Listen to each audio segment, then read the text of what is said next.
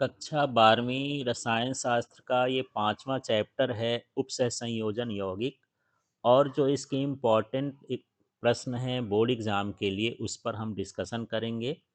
और इन्हीं की आपको तैयारी करना है, यही प्रश्न परीक्षा में पूछे जाएंगे। तो चलिए इसके पहले प्रश्न को हम देखते हैं। प्रश्न है, इसमें सही विकल्प चुनकर लिखिए। K3Al C2O4 का IUPAC नाम है। तो इसका IUPAC नाम ये है। के का मतलब क्या हो गया? पोटेशियम। फिर ये 3 लिखा है तो ये हो गया ट्राई। C2O4 को बोलते हैं ऑक्सलेटो, तो ये हो गया ऑक्सलेटो। फिर ये एल्युमिनियम है तो इसको एल्यूमिनेट कहेंगे। जब भी यहाँ पर पॉजिटिव वाला लिखे है तो 8 लगाते हैं तो एल्यूमिनेट हो गया। और इसके बाद इसमें K3 है तो इसमें जो है एल्युमिनियम के 3 आयन, इसमें C2-2 होता है ना, तो -6 में -3 ये ले लेगा तो इसकी ऑक्सीकरण संख्या कितनी होगी? 3 होगी। इस तरह से यहाँ पर आपको ये 3 भी लिखना है।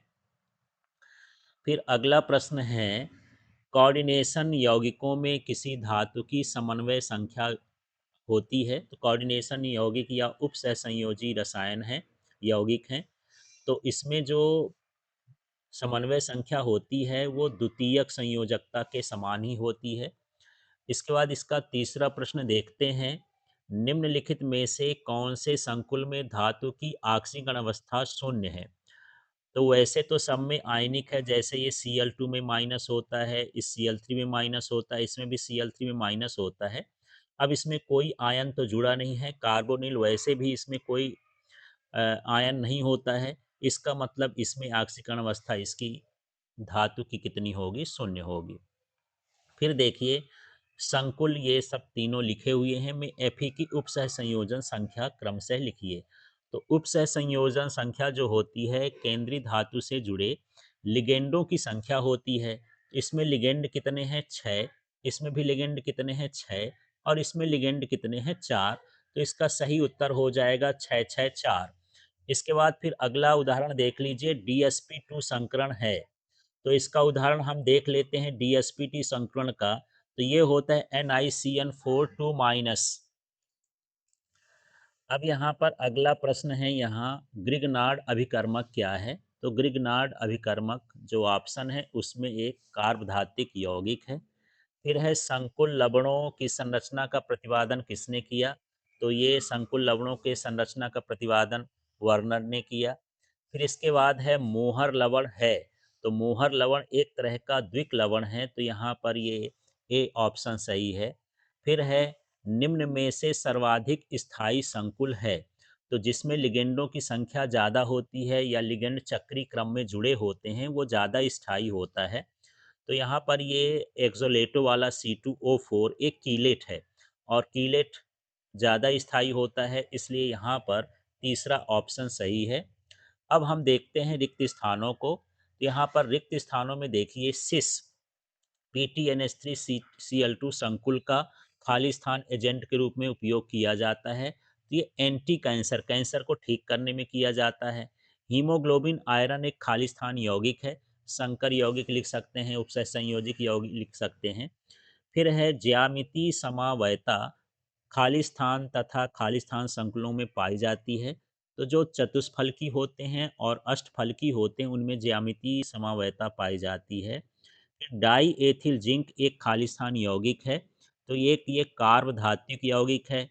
फिर ये निकिल CO4 संकुल में निकिल की ऑक्सीकरण अवस्था शून्य होती है। ये जो कार्बोनिल है, कार्बोनिल में कोई आवेश नहीं होता, इसलिए यहाँ पर शून्य होगा। इसके बाद देखिए K4FeCN6 का सही IUPAC नाम क्या है? तो यहाँ से देखिए के को हम बोलते हैं पोटेशियम, तो ये पोटेशियम हो गया। फिर यहाँ पर ये 6 है तो 6 को हम हेक्सा बोलते हैं। CN को साइनो बोलते हैं तो साइनो हो गया। और ये फेरेट हो गया। और इसकी ऑक्सीकरण संख्या कितनी है? 2 है। अभी आगे हम देखेंगे ऑक्सीकरण संख्या कैसे निकालते हैं। इसके बाद देखिए प्रस्फुटन रोधी कार्बधातिक यौगिक का सूत्र लिखिए। तो ये होता है C2H5 4Pb, या इसको हिंदी में लिखना है तो ये टेट्रा एथिल लेड होता है जो प्रस्फुटन रोधी का कार्य करता है। फिर COFA63- एक खाली स्थान चक्रण संकुल है। तो ये उच्च चक्रण संकुल होता है। फिर ये ADTA खाली स्थान लिगेंड है। तो यह एक षटदंतुर लिगेंड है। अब प्रश्न है, एक शब्द या एक वाक्य में उत्तर दीजिए। तो यहाँ पर CONH3 5Br SO4 और CONH3 5SO4Br में किस प्रकार की समवेता है? तो आप देखिए यहाँ पर ये संकुल के अंदर Br था तो ये Br बाहर चला गया है, और SO4 बाहर था तो ये अंदर आ गया है। मतलब यहाँ पर आयनों का संकुल के अंदर विनिमय हो गया है, इसलिए यहाँ पर ये है आयनन समवेता। फिर है, उस कार्बधातिक यौगिक का नाम लिखिए जिसका उपयोग पेट्रोल में अप्रस्फुटन रोधी यौगिक के रूप में किया जाता है। तो ये होता है टेट्रा एथिल लेड। फिर है प्रश्न, NiCO4 में किस प्रकार का संकरण होता है? इसमें होता है sp3 संकरण। फिर देखिए CrH2O5SCN2+ और CrH2O5NCS2+ में कौन सी समवेता है? तो इसमें देखिए केंद्रीय धातु से यहाँ S जुड़ा है इसमें, लेकिन यहाँ केंद्रीय धातु से क्या जुड़ गया है? N जुड़ गया है। मतलब यहाँ पर जुड़ने का बंध की क्रिया बदल गई है। तो जब बंध में समवेता पाई जाती है तो इसे हम बंध समवेता कहते हैं। अब देखते हैं जोड़ी वाले प्रश्नों को। तो चलिए देखते हैं, यहाँ पहला है द्विदंतुर लिगेंड का उदाहरण है। तो यहाँ पर ये है C2O2 ऑक्सीलेटो होता है। इसके बाद उदासीन लिगेंड है, इसमें उदासीन लिगेंड है ये CO कार्बोनिल। इसके बाद यहाँ पर देखिए CONH3 4Cl2Cl में CO की उप सहसंयोजन संख्या है। तो यहाँ पर देखेंगे जो उप सहसंयोजन संख्या है, तो इसमें जितने लिगेंड जुड़े होते हैं तो 4 और 2 कितने लिगेंड जुड़े हैं? 6। तो इसकी उप सहसंयोजन संख्या कितनी है? 6 है। फिर यहाँ है उभयदंती लिगेंड है। तो ये उभयदंती लिगेंड है जो केंद्रीय धातु से 2 तरीके से जुड़ते हैं, तो ये उभयदंत लिगेंड कहला गए। फिर ये है CONH3 5Cl और फिर Cl में प्राथमिक और द्वितीयक संयोजकता है। तो जो प्राथमिक संयोजकता होती है आयनों की होती है, तो ये Cl 2 हो गए, और यहाँ पर लिगेंड 5 और 1 कितना हो गया? 6 लिगेंड जुड़े हैं। तो इसका जो है ये सही है 2 और 6। इसके बाद है CONH3 6Cl3 में प्राथमिक और द्वितीय संयोजकता है। तो यहाँ पर Cl 3 जुड़े हैं, मतलब इसकी ऑक्सीकरण संख्या 3 है, और यहाँ पर ये 6 हैं इसमें लिगेंड। तो इसका सही आंसर होगा 3 और 6। तो यहाँ से इससे जोड़ी मिलाएंगे। फिर एल्किल मैग्नीशियम हैलाइड। तो एल्किल मैग्नीशियम हैलाइड एक तरह का कार्बधातिक यौगिक है, तो इसको इधर कर देंगे। फिर है डाइक्लोरो टेट्राएमीन प्लेटिनम, ये तो इसमें जो है ये सिस और ट्रांस समवेता पाई जाती है, इससे मिलाएंगे। फिर ईडीटीए क्या है? एक तरह का लिगेंड है, तो इसमें वो लिगेंड से मिला देंगे। अब चलिए इस चैप्टर से जो इम्पोर्टेंट 2 अंक के प्रश्न हैं उनको देखते हैं। कुछ प्रश्नों को मैं छोड़ रहा हूं जो इम्पोर्टेंट नहीं है, तो इन प्रश्नों के यदि आपको उत्तर चाहिए तो आप एलके फिजिक्स ऐप डाउनलोड कर लें, उसको परचेज कर लें, तो उसमें आपको इसके नोट्स वीडियो सब मिल जाएंगे। तो चलिए यहाँ देखते हैं। प्रश्न है दूसरा, एम्बी डेंटेट या इसी को हम बोलते हैं उभय दंतुर लिगेंड को उदाहरण सहित समझाकर लिखिए। तो जब एक दंती लिगेंड में 2 दाता परमाणु होते हैं और केंद्रीय धातु आयन से अलग अलग जुड़ करके उप सहसंयोजन बंध बनाते हैं, तो उन्हें उभय दंती लिगेंड कहते हैं। उदाहरण के लिए देखिए, ये जो NO2 माइनस है, नाइट्रो है आयन लिगेंड, केंद्रीय धातु आयन से या तो नाइट्रोजन से जुड़ सकता है या ऑक्सीजन से जुड़ करके उप सहसंयोजी यौगिक बना सकता है। जैसे यहाँ पर है ये नाइट्रो, तो यहाँ पर ये देखिए केंद्रीय धातु है, इसमें नाइट्रोजन जुड़ा हुआ है। यहाँ पर ये केंद्रीय धातु है, इससे ऑक्सीजन जुड़ा हुआ है। लेकिन दोनों की जो संरचना है NO2 है, इसमें भी NO2 है, जुड़ने का तरीका अलग अलग है। तो ये जो लिगेंड कहलाएगा, ये उभय दंती लिगेंड या उभय दंतुर या एम्बी डेंटेंट लिगेंड कहलाएगा। अब इसके बाद अगला प्रश्न है, लिगेंड से आप क्या समझते हैं? उदाहरण देकर के समझाइए। तो कोई भी परमाणु, आयन या अणु जो केंद्रीय धातु या धातु आयन को इलेक्ट्रॉन युग्म देकर के उप सहसंयोजी बंध बनाने में समर्थ होता है, उसे संलग्नी या लिगेंड कहा जाता है। यहाँ उदाहरण देख सकते हैं। तो ये सूत्र है K4FeCN6 में। आप दूसरा उदाहरण भी ले सकते हैं। इसमें CN क्या है? एक लिगेंड है। अब यहाँ पर देखिए, किसी लिगेंड में एक से अधिक दाता परमाणु हो तो जुड़ने वाले परमाणुओं की संख्या 1, 2, 3 आदि के आधार पर उन्हें एक दंतुर, द्विदंतुर, त्रिदंतुर और बहुदंतुर लिगेंड कहा जाता है। फिर प्रश्न है, उप सह संयोजन संख्या क्या है? उदाहरण देकर के समझाइए। तो केंद्रीय धातु या धातु आयन से उप सह संयोजक बंध द्वारा सीधे ही जुड़े हुए लिगेंडों की संख्या को केंद्रीय धातु आयन की उप सह संयोजन संख्या कहते हैं। जैसे यहाँ पर एक ये लिगेंड का उदाहरण CONH363 प्लस, तो इसमें जो है ये लिगेंड कितने जुड़ गए हैं? 6। तो यहाँ पर उप सह संयोजन संख्या कितनी है? 6। आप कोई दूसरा उदाहरण भी यहाँ पर लिख सकते हैं। कई बार पेपर में ही उदाहरण रहते हैं, तो उनसे भी आप कोई उदाहरण बता सकते हैं इसमें। फिर है प्रभावी परमाणु संख्या EAN, इफेक्टिव एटॉमिक नंबर क्या है? एक उदाहरण देकर के समझाइए। तो केंद्रीय धातु परमाणु में उपस्थित इलेक्ट्रॉनों की संख्या तथा बंध के बनने से प्राप्त इलेक्ट्रॉनों की संख्या के योग को परमाणु संख्या EAN कहा जाता है। तो जैसे यहाँ पर प्रभावी संख्या बराबर धातु परमाणु में कुल इलेक्ट्रॉनों की संख्या और आयन बनने में लुप्त इलेक्ट्रॉनों की संख्या माइनस करेंगे, प्लस लिगेंड द्वारा प्रदत्त इलेक्ट्रॉनों की संख्या को EAN नंबर कहेंगे। जैसे K4FeCN6 में Fe के लिए, तो इसका जो इलेक्ट्रॉनों की संख्या Fe में कितनी होती है? 26। यहाँ पर इसका जो आयन होता है वो हो गया 2, और इसके बाद यहाँ पर जो है लिगेंड हैं, तो ये 6 जुड़े हैं, तो 6 लिगेंड में 12 इलेक्ट्रॉन मिलेंगे, तो 12 हो गया। यदि हम इसको करेंगे तो ये 36 हो जाता है। इससे अक्रिय गैस संरचना का परमाणु विन्यास हमको प्राप्त होता है। ये अगला और इम्पॉर्टेंट प्रश्न है, अक्सर परीक्षा में पूछे जाने वाला प्रश्न है, कीलेट क्या कहलाता है? उदाहरण लिखिए। तो धातु या धातु आयन के साथ संयोजन कर जब कोई बहुदंतुर लिगेंड चक्रीय संरचना वाला अणु बना लेता है, तो यह यौगिक कीलेट कहलाता है। जैसे निकिल डाई मेथल ग्लाइऑक्सीन। तो यहाँ पर ये देखिए निकिल है। अब ये संरचना तो आपको याद करनी पड़ेगी। ये एन एन जुड़ा है, इधर भी एन एन जोड़ना है, इधर भी।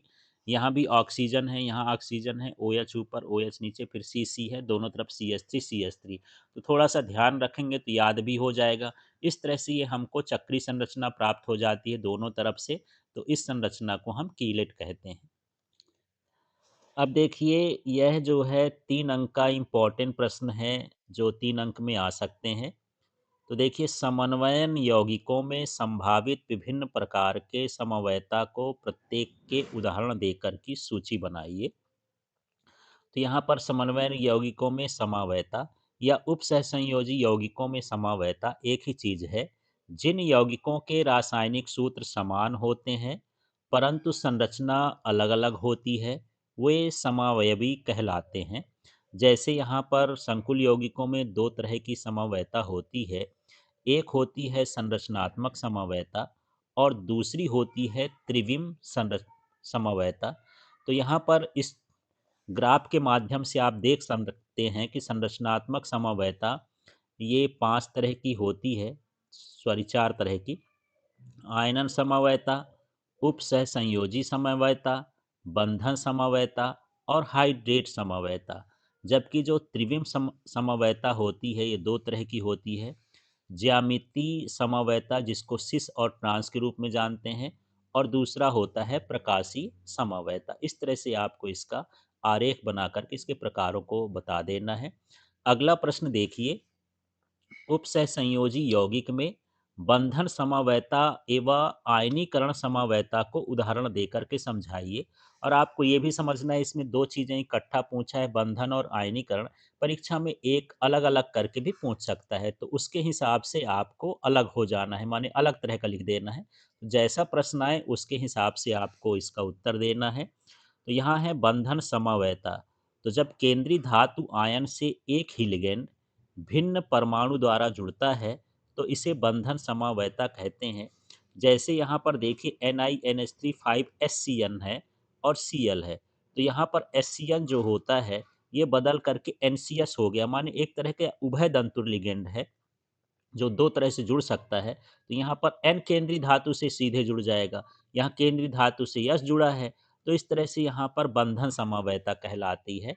इसके बाद है आयनीकरण समवयता।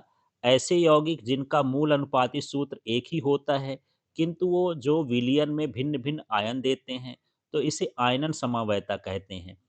और इसमें उपसहसंयोजी मंडल के अंदर और बाहर लिगेंड के विनिमय के कारण उत्पन्न होती है। तो आयनों का विनिमय होता है, आप अपनी भाषा में भी लिख सकते हैं।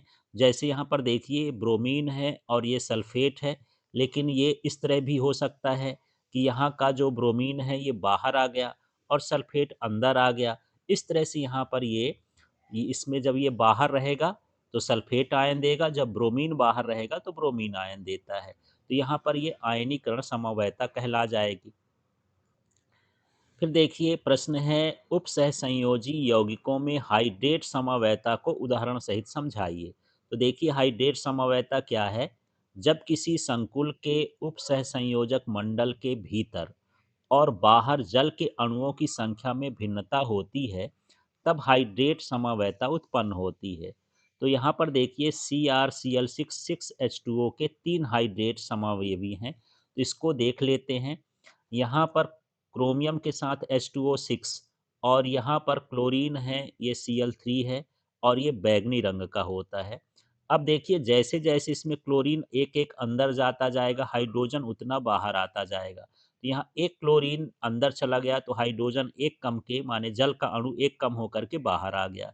तो इस तरह से ये H2O5 हो गया, ये Cl3 था तो Cl हो गया अंदर जाके Cl और ये Cl2 हो गया, ये हरा रंग देता है।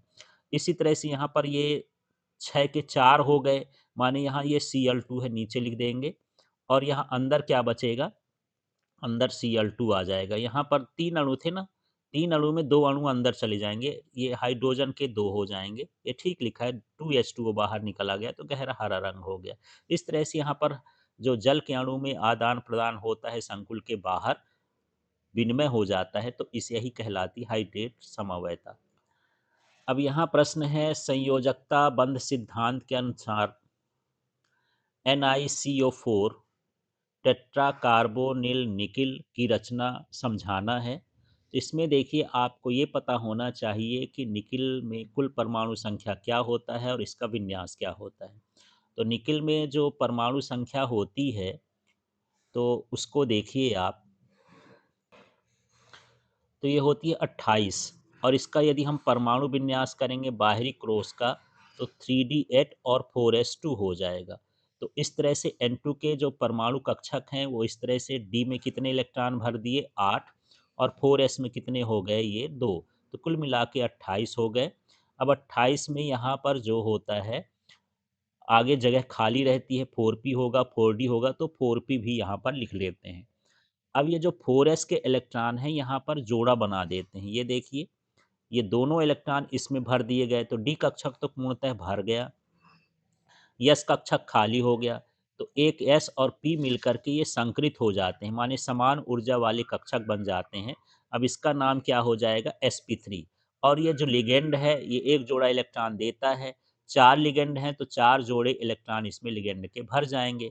तो इस तरह से यहाँ पर sp3 संकृत कक्षक हमको NiCO4 के मिल जाएंगे। तो इस तरह से संरचना होती है संयोजकता बंध सिद्धांत या VBT के अनुसार, वैलेंस बॉन्ड थ्योरी के अनुसार। इसमें कुछ और चीज़ें भी बता सकते हैं। sp3 संकरण है, सबसे पहले तो ये पता चल गया कि इसमें कौन सा संकरण होता है sp3, माने यस का एक कक्षक और पी के 3 कक्षक संकलित हुए हैं।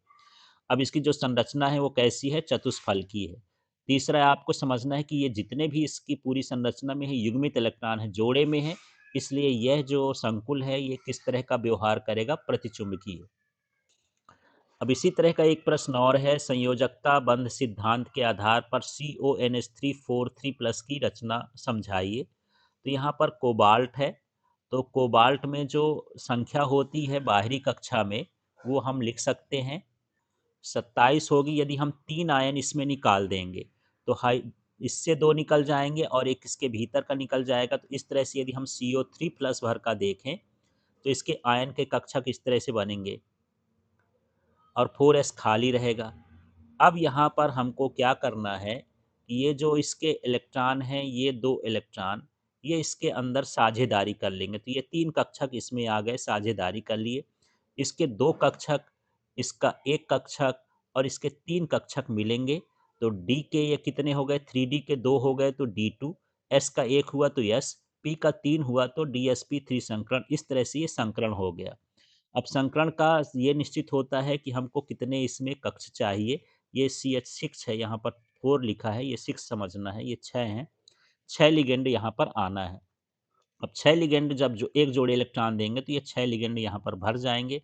इस तरह से यहाँ पर CONH3 प्लस में जो है ये D2sp3 संकरण होगा।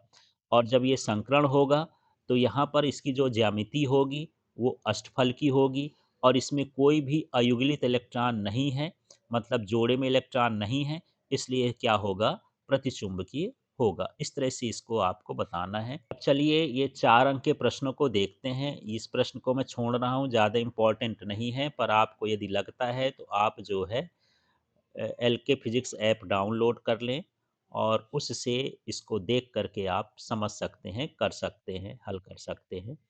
अगला देखिए, अब लिखना है IUPAC नाम। तो इसको समझना है कैसे हम IUPAC नाम बनाते हैं।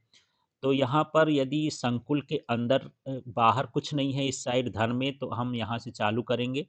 ये है 4, तो 4 के लिए बोलते हैं टेट्रा। और इसके बाद NH3 के लिए बोलते हैं एमीन, तो एमीन कर दिए। फिर Cu को कापर बोलते हैं, तो ये कापर हो गया। SO4 को बोलते हैं सल्फेट, तो सल्फेट।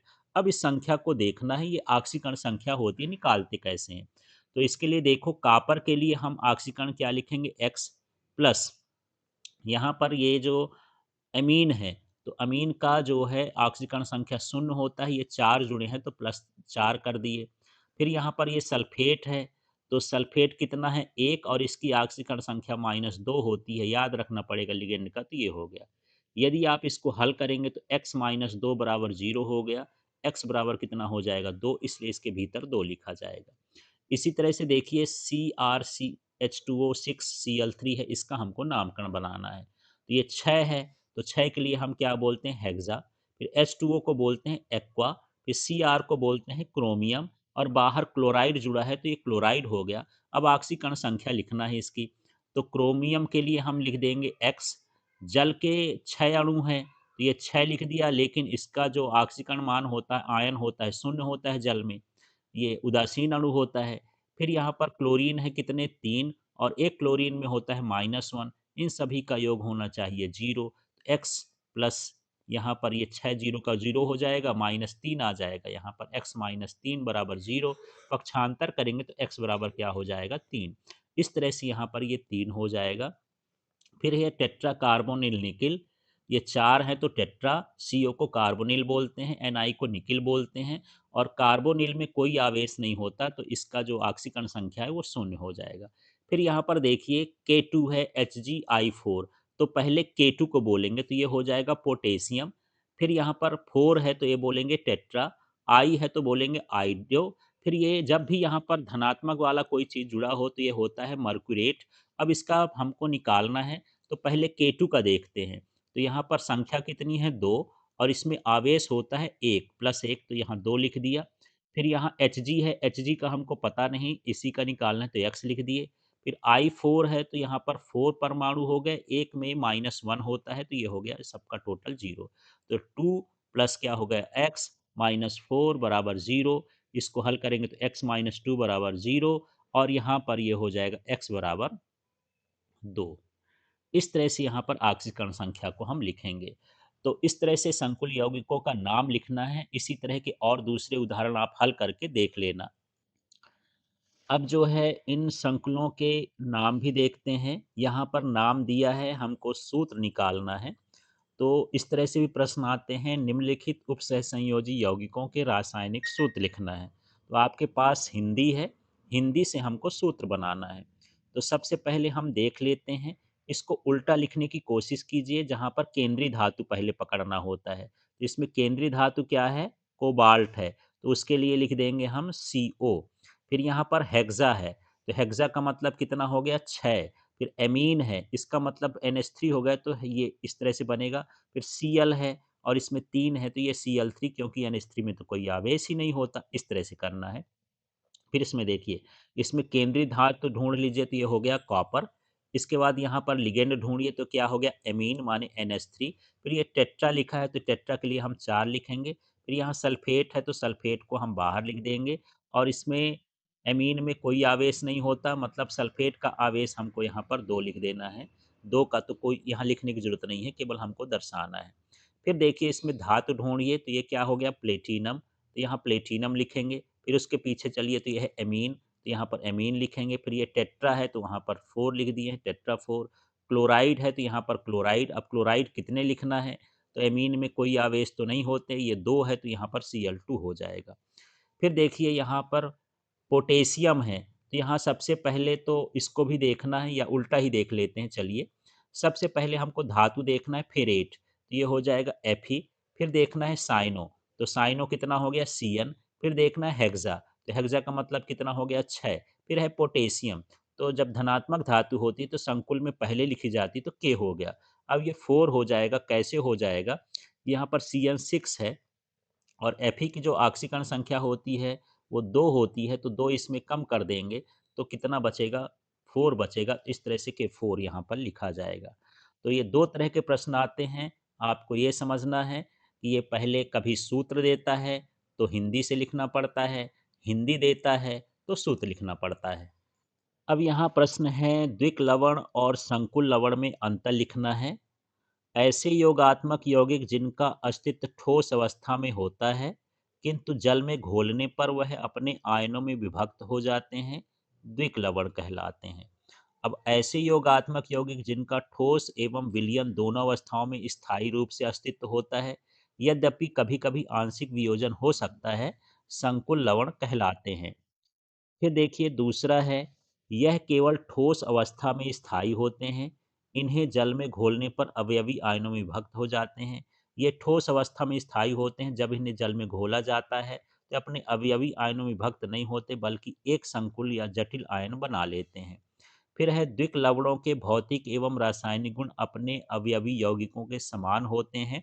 संकुल लवण के भौतिक एवं रासायनिक गुण अपने अवयवी यौगिकों से पूर्णतः भिन्न होते हैं। इनके सूत्र में अवयवी लवण पूरे रूप में साथ साथ लिखे जाते हैं। इनके सूत्र में उप सहसंयोजी आयन को बड़े कोष्ठक के अंदर लिखा जाता है। इस तरह से आपको इनका अंतर बताना है। अच्छा, और परीक्षा में जितने अंक का आए, 2 अंक का आए तो 2 अंतर लिख दीजिए, 3 अंक का आए तो 3 अंक अंतर लिख दीजिए। छोटे क्वेश्चन में आता है आजकल ये। फिर अगला प्रश्न देखिए, कार्बधातुक यौगिकों के 4 महत्वपूर्ण अनुप्रयोगों का वर्णन करिए। इसको देखते हैं। तो इनका उपयोग औषधि में होता है, जैसे मर्क्यूरोक्रोम, मरकरी हाइड्रिन, टिंचर, प्रतिरोधी औषधियों में काम करते हैं, एंटीसेप्टिक के रूप में काम करते हैं, ऐसा आपको लिख देना है।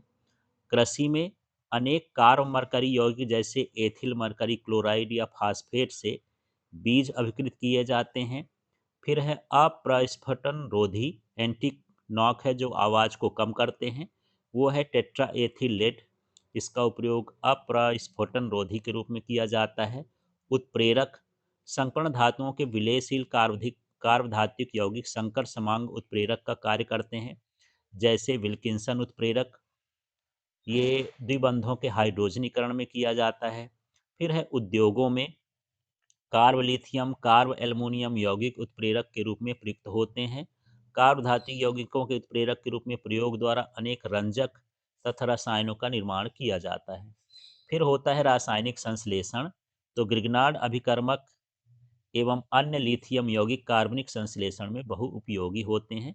तो यहाँ पर ये तो 6 चीज़ें लिखी हुई हैं उपयोग, इनमें से कोई 4 है, जितने अंक का आए उतने उपयोग लिखना है आपको।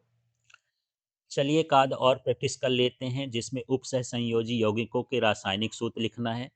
तो यहाँ पर देखिए मैं लिखने का तरीका बताया हूँ, इसमें केंद्रीय धातु पकड़िए, फिर उल्टा आपको चलना है। तो पहले हम लिखेंगे प्लेटिनम है तो Pt लिख दिए, एमीन है तो NH3 लिख दिए, हेक्सा है तो वहाँ पर 6 लिख दिए, फिर लास्ट में इसमें देखना है क्लोराइड है, ये 4 हो गया तो यहाँ 4 लिख दिए।